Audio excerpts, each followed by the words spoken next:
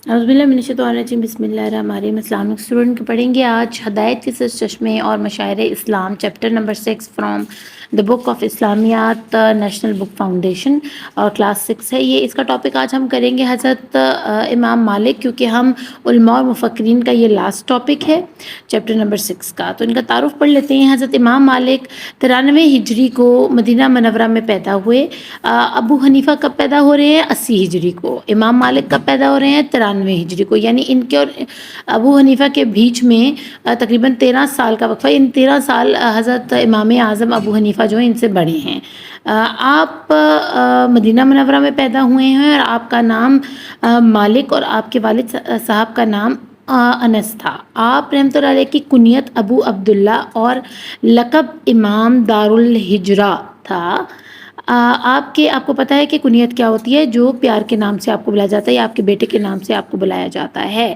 और लक़ब वो होता है जो आपकी किसी खासियत की वजह से आपको दिया जाता है। आप रहमतुल्लाह के परदादा अबू आमिर रज़ी ताला अन्हा सहाबी थे। बिला शक आप रहमतुल्लाह अलैह दारे हिजरत मदीना मनव्वरा के इमाम और शेखुल इस्लाम हैं। आप रहमतुल्लाह हिजाज मुक़द्दस में हदीस और फ़िक़्ह के इमाम जाने जाते थे। यानी आप शुरू से जो है ना, आपके जो दादा हैं वो सहाबी रसूल सल्लल्लाहु अलैहि वसल्लम हैं। उनकी वो चीज़ जो है ट्रांसफ़र हो रही है इनके वालिद हज़रत अनस की तरफ, ठीक है। और हज़रत अनस से, क्योंकि वो ताबी हैं और उनसे इनको शर्फ़ हासिल है इल्म हासिल करने का, और उनका घराना इस तरह का है जो सहाबी रसूल का घराना है। तो आपको पता है कि उनके अंदर इल्म किस हद तक आला तालीम याफ्ता होंगे, रूहानियत में भी और दीनी अलूम के अंदर भी। तो इसलिए उनको शेखुल इस्लाम भी कहा जाता है। आप हिजाज़ मुक़द्दस में हदीस और फ़िक़्ह के इमाम माने जाते थे। यानी किसी ने भी हदीस और फ़िक़्ह से रिलेटेड कोई भी मालूमात लेनी थी तो वो आपके पास आया करते थे। हिजाज़ किसको कहते हैं? सऊदी अरेबिया को पहले इसका नाम हिजाज़ था। आप शाफ़ी रहमतुल्लाह अलैह ने इनसे इल्म हासिल किया। इमाम शाफ़ी जो है ना वो भी इन्हीं के शागिर्द हैं, और इमाम अबू हनीफ़ा भी आपकी मजालिस इल्मी में शरीक होते थे, लेकिन वो इनके शागिर्द नहीं है। लेकिन वो वैसे ही इनकी जो है ना इल्मी महफ़िल जब भी सटी थी तो वो ज़रूर शिरकत फरमाया करते थे।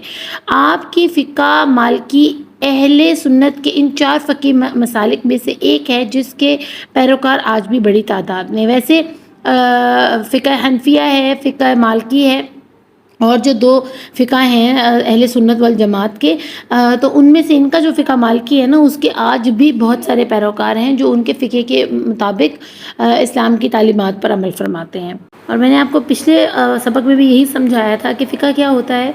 यानी हदीस का और सुन्नत का सारा इल्म होना एक बंदे को, कि आपकी हदीस के मुताबिक ज़िंदगी कैसे इंसान को गुजारनी चाहिए। कभी कोई ज़िंदगी में मुश्किल आए, वज़ू में, नमाज में, नहाने में, किसी रिश्तेदार के साथ रिश्ता निभाने में, हमसायों के हकूक़ को अदा करने में, तो अगर कोई भी मसला आपको ऐसा दरपेश आ जाता है कि उसमें आप सल्लल्लाहु अलैहि वसल्लम ने क्या हुक्म फरमाया, तो लोग मुफ्ती हज़रात के पास जाते हैं जो उन्होंने फ़िक़्ह की किताबों का इल्म हासिल किया होता है, और वो आपको फिर अच्छे तरीके से गाइड करते हैं कि आप इस तरह नहीं, इस तरह करें, इस तरह इसमें आपकी भलाई है, ठीक है ना। तो जैसे नमाज़ पढ़ने का तरीका है, कुछ हाथ छोड़कर नमाज़ पढ़ते हैं, कुछ हाथ बांध कर नमाज़ पढ़ते हैं, दोनों तरीके ठीक हैं। लेकिन अपने अपने तरीके से जो है ना, अपने अपने फ़िक़्ह के हिसाब से लोग इस पर अमल करना पसंद करते हैं। आगे चलते हैं, हम पढ़ लेते हैं आपकी फ़िक़्ह मालिकी जो है ना। जैसे ही मैंने बता दिया आपको, तो टोटल 4 किताबें फ़िक़्ह की, ठीक है ना, अहले सुन्नत वल जमात अगर बात की जाए तो उनमें से एक इनकी भी है, और उनके पैरोकार भी बहुत ज़्यादा हैं। आपने 117 हिजरी में मसनद दर्स पर कदम रखा और 62 बरस तक इल्म और दीन की खदमत अंजाम दी। 117 में आप बैठे हैं, आपकी उम्र क्या होगी? 93 हिजरी में तो आप पैदा हो रहे हैं 93 में, तो 7 साल वो लगाएं, 7 ये लगाएं, 14 और 10 24। तो 24 साल की उम्र में एक नौजवान लड़का मसनद दर्स पर कदम रख रहा है, उस जगह मिंबर पर कदम रख रहा है जहाँ से वो लोगों को तालीम दे रहा है हदीस की, फ़िक़्ह की, ठीक है ना। और फिर 62 बरस तक मुसलसल 24 سال سے لے کر 62 سال کے جب تک ہوئے نا، ان سارے سالوں میں صرف آپ نے علم و دین کی خدمت کی ہے۔ آپ رحمۃ اللہ علیہ نے 179 ہجری میں مدینہ منورہ میں 86 سال کی عمر میں وفات پائی۔ امام مالک کا رحمۃ اللہ کا جسد مبارک جنت البقیع میں مدفون ہے، کیونکہ مدینہ میں ہی پیدا ہوئے اور مدینہ سے کبھی کہیں جانے کا دل ہی نہیں ان کا کیا، تو مدینہ میں ہی ان کو وفات ہے۔ کیسے خوش قسمتی ہے۔ آگے بڑھتے ہیں، تعلیم و تربیت کے بارے میں پڑھ لیتے ہیں۔ ان کی حضرت امام مالک رحمۃ اللہ کبھی مدینہ منورہ سے باہر نہیں گئے، جیسے کہ میں نے آپ کو پہلے بتایا۔ آپ رحمۃ اللہ عشق رسول اور حب اہل بیت اطہار رضی اللہ عنہم میں اس حد تک سرشار تھے کہ ساری عمر مدینہ منورہ میں ادب و احترام کی خاطر ننگے پاؤں پھرتے گزار دی۔ یعنی آپ کو اتنا عشق تھا آپ صلی اللہ علیہ وسلم سے اور آپ کی آل و عیال سے، جن میں حضرت علی کا گھرانہ شامل ہے، امام حسن حسین اور حضرت زینب اور حضرت فاطمہ زہرا، یہ سب شامل ہیں اہل بیت اطہار میں۔ اس کے علاوہ جو حضرت عثمان غنی ہیں وہ بھی حصہ ہیں آپ صلی اللہ علیہ وسلم کے رشتہ داروں میں جو شامل ہیں، ٹھیک ہے نا۔ تو آپ صلی اللہ علیہ وسلم کے عشق میں اور حب اہل بیت اطہار میں اس قدر ادب و احترام کا مظاہرہ کرتے تھے کہ مدینے میں کبھی جوتی پہن کر نہیں گھومے، کہ یہ وہ مدینے کی سڑکیں، یہ وہ گلیاں جہاں آپ صلی اللہ علیہ وسلم اور آپ کی آل جو ہے نا جو ہے چلا کرتی تھیں۔ اور ادب کا یہ عالم ہے کہ میری جوتیاں اس مٹی کے ذروں پر پڑیں گی جہاں پر کبھی آپ صلی اللہ علیہ وسلم کی نالین مبارک پڑتی تھی، تو میری تو اتنی اوقات ہی نہیں ہے کہ میں جوتیوں کے ساتھ اس مٹی کے اوپر پاؤں رکھوں۔ تو اتنا ادب، ماشاءاللہ اتنا ادب، اللہ ہمیں بھی توفیق دے اپنے پیارے نبی اور جو حب اہل بیت ہے اطہار، ان کے ساتھ اتنا حب اور محبت ہمارے دلوں میں بھی پیدا ہو، آمین۔ آپ رحمۃ اللہ علیہ نے امام زہری، امام جعفر صادق، محمد بن منقدر، محمد بن یحییٰ انصاری رحمۃ اللہ، یحییٰ بن سعید انصاری رحمۃ اللہ علیہ سے علم حدیث حاصل کیا۔ بہت بڑی بڑی ہستیاں، بڑے بڑے نام ہیں، ٹھیک ہے، جن سے انہوں نے جو نا علم حدیث حاصل کیا، جس میں ذرا بھی شک کی گنجائش نہیں رہتی، ٹھیک ہے نا۔ یعنی آپ کے پاس جو حدیث کا علم پہنچا، حدیث کیا ہے؟ آپ صلی اللہ علیہ وسلم کی ساری باتیں جو آپ صلی اللہ علیہ وسلم نے اپنی ساری زندگی میں اپنے زبان مبارک سے ادا فرمائیں۔ فقہ میں آپ رحمۃ اللہ علیہ ابو عثمان ربیعہ الرائی کے شاگرد رہے، اور فقہ کے لیے جو ہے نا، یعنی حدیث کا تو علم آپ تک پہنچ گیا، لیکن اب ایک چیز کو پریکٹس میں جب آپ لاتے ہو نا، کسی چیز کو آپ نے خود علم سیکھ لیا، جیسے آپ ابھی میرے سے کتاب کا علم حاصل کر رہے ہو نا، ٹھیک ہے، پھر آپ نے خود بھی تو جا کے اس کو پڑھانا ہے نا، تو اس کے لیے آپ کو اور اس میں پروفینسی کی ضرورت ہے، آپ زیادہ ایکسیلنس کی ضرورت ہے، آپ کو جو ہے نا کالج لیول پر جا کر پڑھنے کی، یونیورسٹی PhD لیول پر جا کے اسلامیات کو پڑھنے کی ضرورت ہے۔ تو اس کے لیے آپ کو کسی استاد کی رہنمائی کی ضرورت ہے تاکہ آپ آگے اس کا علم مزید پہنچا سکو۔ تو اب کیا ہوا، فقہ کے لیے جو ان کے استاد ہیں ابو عثمان ربیعہ الرائی ہیں، جو کہ ان کے استاد محترم تھے، جہاں سے انہوں نے فقہ کا علم حاصل کیا۔ درس و تدریس پڑھ لیتے ہیں۔ حصول علم کے بعد آپ رحمۃ اللہ علیہ درس تدریس کا آغاز کیا، اور اس حلقہ درس سے بڑے بڑے لوگ فیض یاب ہو کر نکلے۔ یعنی جب آپ نے تعلیم دینا شروع کی لوگوں کو استاد بن کر، تو آپ کے اس اسکول میں سے، اس درس میں سے بڑے بڑے لوگ ہیں جو فیض یاب ہو کر نکلے ہیں، اور وہ آگے جا کر جو ہے نا بڑے بڑے علماء بنے ہیں۔ آپ کے شاگردوں میں وقیع بن الجراح، عبد الرحمن بن مہدی، فضل بن دقین، لیث بن سعد، عبد الرزاق بن حمام، معین بن عیسیٰ، امام شافعی، امام محمد ابو یوسف، امام ابن قاسم مالکی، اسد بن فرات رحمۃ اللہ، ذوالنون مصری، ابو الطاہی وقدی اور مقاتل بن سلیمان جیسے عظیم علماء شامل ہیں۔ تو اب آگے پڑھ لیتے ہیں تصنیف و تالیف کے بارے میں، یعنی جو کتابیں یا حدیث کے میدان میں آپ نے جو بھی کام کیے اس کے بارے میں۔ تو حضرت امام مالکی نے حدیث کے میدان میں بہت کام کیا۔ موطا امام مالک مرتب کی، ان کی کتاب کا کیا نام ہے؟ موطا امام مالک، ٹھیک ہے نا۔ آپ کی اس کتاب کو حدیث کی پہلی کتاب کا درجہ حاصل ہے، یعنی حدیث کے بارے میں پہلی دفعہ کسی نے جو کتاب مرتب کی نا، تاکہ لوگوں تک حدیث کا علم اس طرح پہنچایا جائے کتاب کی شکل میں۔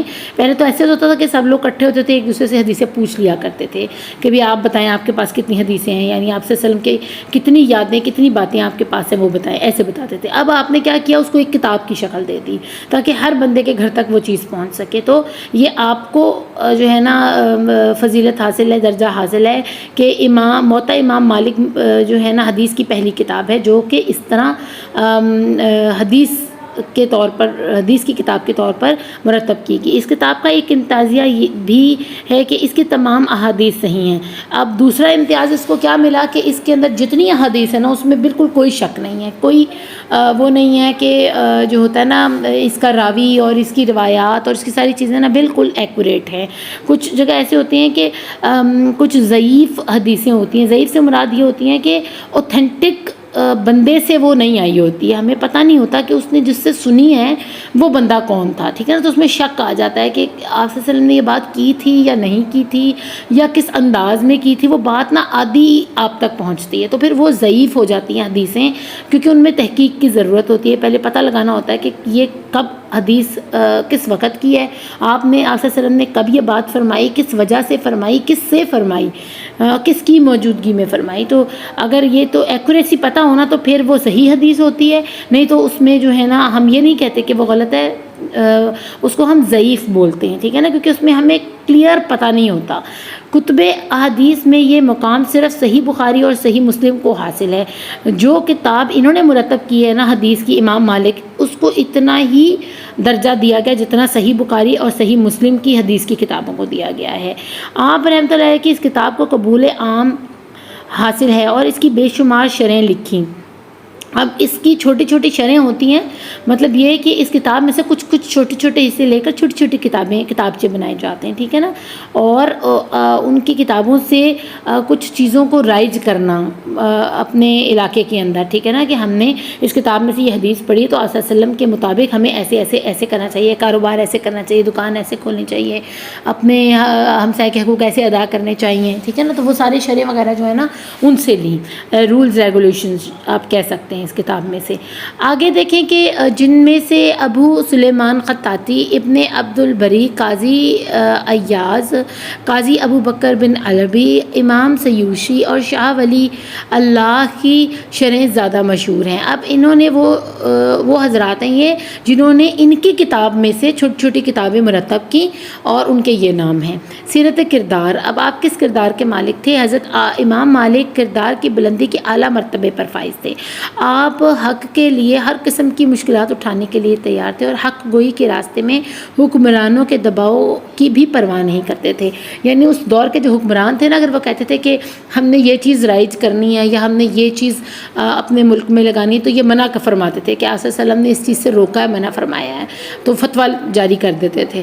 تو پھر جو ہے نا بادشاہوں سے بھی نہیں ڈرتے تھے، اس دور کے حکمرانوں سے نہیں ڈرتے تھے کہ تم جو مرضی کہو لیکن میں اس چیز کی اجازت نہیں دوں گا، کیونکہ ایک اسلامک اسٹیٹ میں جب بھی کوئی کام شروع ہوتا ہے نا تو علماء سے فتویٰ لیا جاتا ہے کہ کیا ہم اپنے ملک میں یہ چیز نافذ کر سکتے ہیں، اسلام کیا کہتا ہے اس بارے میں۔ تو اگر وہ فتویٰ دے دیں کہ بھئی نہیں آپ نہیں کر سکتے تو وہ پھر الاؤ نہیں ہوتا ان کو نا، چاہے وہ بادشاہ ہیں چاہے وہ حکمران ہیں، وہ نہیں کر سکتے اس چیز کو، کیونکہ مسلم اسٹیٹ ہے، سب مسلمان ہیں۔ تو اسی طرح یہ سچ کے ساتھ کھڑے رہتے تھے ہمیشہ۔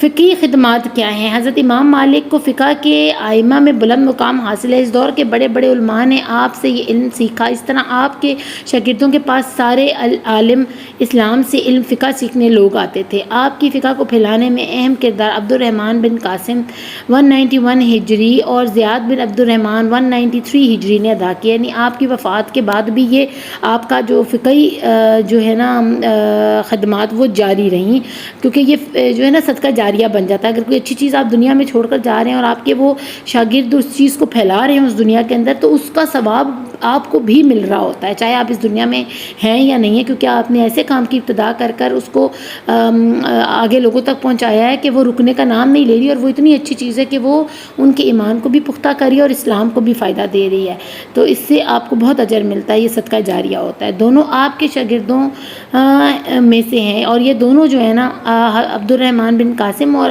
عبد الرحمن اور زیاد بن عبد الرحمن، یہ دونوں آپ کے شاگرد تھے جنہوں نے آپ کے جو یہ فقہی خدمات ہیں ان کو ایسے ہی جاری ساری رکھا اور باقی لوگوں تک بھی فقہ کی باتوں کو پہنچایا اور علم کو پہنچایا۔ تو یہ تھے ہمارے امام مالک کے حالات و واقعات امید ہے آپ کو علماء مفکرین کا اچھے سے یہ ٹاپک سمجھ آ گیا ہوگا. انشاءاللہ نیکسٹ ویڈیو میں ہم فاتحین میں خالد بن ولید کو کمپلیٹ کریں گے انشاءاللہ تعالیٰ ان کے چیپٹر کو, اور پھر عدل و انصاف کی طرف جائیں گے. اپنا خوب خیال رکھیے گا. Thank you for watching. اللہ نگہبان.